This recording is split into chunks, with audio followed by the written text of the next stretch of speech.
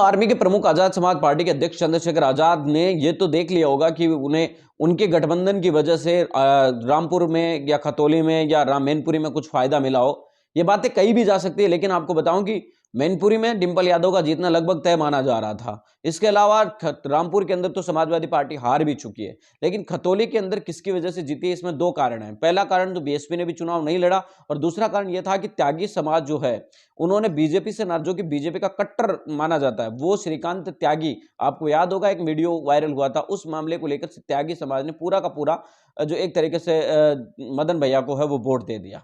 इस वजह से हाँ चंद्रशेखर आजाद का भी उसमें फर्क पड़ा होगा, लेकिन सबसे बड़ा फर्क यही पड़ा कि यहाँ पर जो है अन्य विपक्षी पार्टियां नहीं चुनाव लड़ी थी, जो वोटों का बंटवारा या एक तरीके से दूर हो जाए। लेकिन जो भी हो, खतौली के अंदर उन्होंने चुनाव जीतने के बाद हो सकता है कि उन्हें अच्छी खुशी हो, लेकिन चंद्रशेखर आजाद के लिए ये खुशी ज्यादा देर की नहीं है, क्योंकि आजाद समाज पार्टी उनकी बनाने के बाद गुजरात का उन्होंने यूपी का उन्होंने चुनाव लड़ा था, उत्तराखंड का चुनाव लड़ा था, उन्हें कोई अच्छी उपलब्धि हासिल नहीं हुई। यहां तक कि जो राज्य स्तरीय पार्टी का एक टैग मिलता है वो भी उन्हें मिलने लायक भी उन्हें वोट नहीं मिले। यहां तक कि दिल्ली के अंदर चंद्रशेखर आजाद की पार्टी का केंद्रीय कार्यालय है, उस दिल्ली के अंदर भी उनको 250 वार्ड में उतारने के लिए प्रत्याशी नहीं मिले। गुजरात के अंदर उनकी पार्टी ने नामांकन ही नहीं भरा। पंजाब के अंदर उनकी पार्टी ने 1-2 सीटों पर नामांकन भरा था।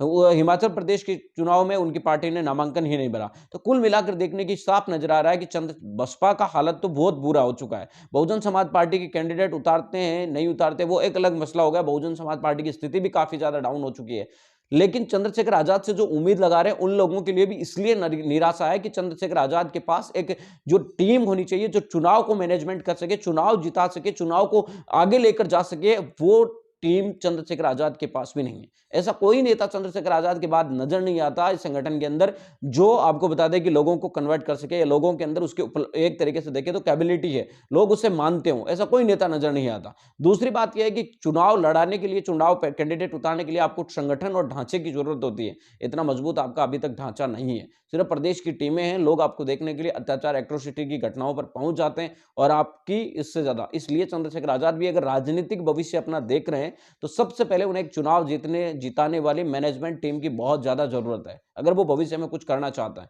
उन्हें एक ऐसी टीम की जरूरत है जो किसी भी माहौल में चुनाव लड़ सके, कम से कम प्रत्याशी उतारे, वोट हासिल करें, वोट शेयर हासिल करें। राज्य स्तरीय पार्टी का तो तमका दे रहा है, किसी भी राज्य के अंदर वो 4% 5% वोट हासिल करें। ये कब होगा, ये चंद्रशेखर आजाद के लिए भी बहुत मुश्किल होगा। गुजरात के अंदर उनके पार्टी का एक प्रत्याशी नहीं था, ना उनका पार्टी, दिल्ली के अंदर उनकी पार्टी को कोई खास उपलब्धि 2-4 सीटें उन्हें पर उनका प्रत्याशी चुनाव लड़ा, 5 सीटों पर लड़ा होगा, इससे ज्यादा 250 सीटों पर चुनाव लड़े थे, लेकिन 1% सीटें पे उनकी प्रत्याशी नहीं थे। इसके अलावा गुजरात, हिमाचल में उन्होंने चुनाव नहीं लड़ा, पंजाब में उनकी पार्टी चुनाव नहीं लड़ रही। तो ऐसे में बहुजन समाज पार्टी के साथ साथ आजाद समाज पार्टी के सामने भी बहुत सारी चुनौतियां हैं। इन चुनौतियों से जो पार पाएगा, यानी इन चुनौतियों को सबसे पहले जो सोल्व करेगा, वही आपको बता दें कि सिकंदर होगा।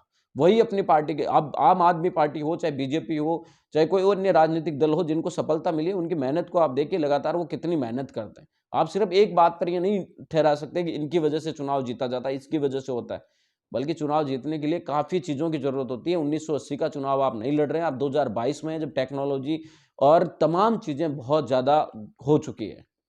इन चीजों को, वोटरों को कनेक्ट करने, उनसे बातचीत करने, उनके कन्वर्ट रहने, उनके साथ रहने, उनके तमाम चीजों के अंदर सुख दुख हर चीज के अंदर साथ खड़े रहने की जरूरत हो चुकी है। इस वजह से अगर आप ये सब करने में कामयाब हो पाते हैं तो ही सत्ता आपको नसीब होगी, नहीं सिर्फ ये हवा हवाई बातें होगी कि हम सत्ता या सरकार बना रहे हैं। मिलेंगे इस वीडियो अपडेटों के साथ, तब तक आपसे लेते विदा, लाइक कीजिए, कमेंट कीजिए।